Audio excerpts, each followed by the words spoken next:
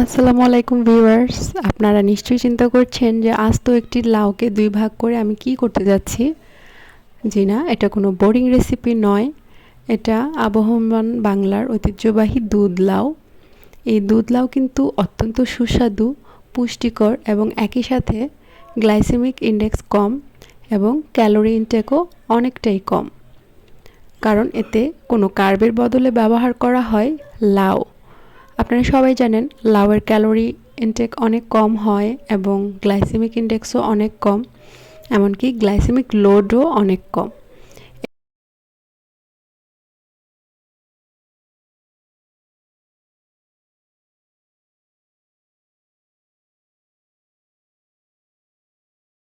এখানে লাউকে আমি খোসা ছাড়িয়ে তারপর বিচির অংশটা আলাদা করে নিয়েছি এবং গ্রেট করে নিয়েছি। এখানে আপনাদের পছন্দ মতো সুইটনার অ্যাড করবেন।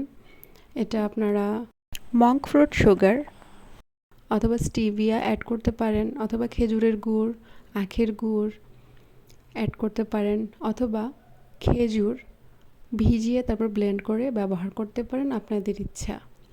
এখন এই লাউটা আমি একদম পানি শুকানো পর্যন্ত সেদ্ধ করে নেব অল্প আঁচে, এবং ফুল ফ্যাট গরুর দুধ অ্যাড করব।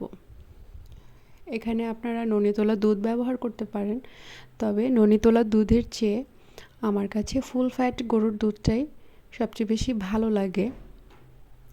আমি মিশ্রণটা একটু মিশিয়ে নেব এবং চুলায় দিয়ে দেব।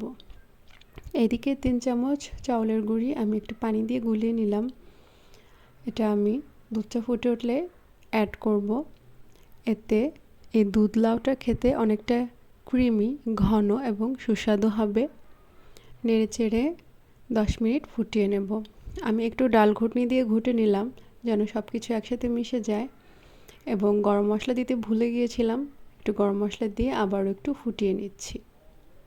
এই যে হয়ে গেল। আপনারা এই পর্যায়ে চাইলে 1 চামচ ঘি অ্যাড করতে পারেন, তবে আমি ফুল ফ্যাট গরুর দুধ অ্যাড করেছি, যার ফ্লেভারটা আমার কাছে অনেক ভালো লাগে, তাই আমি কোনো ঘি অ্যাড করছি না।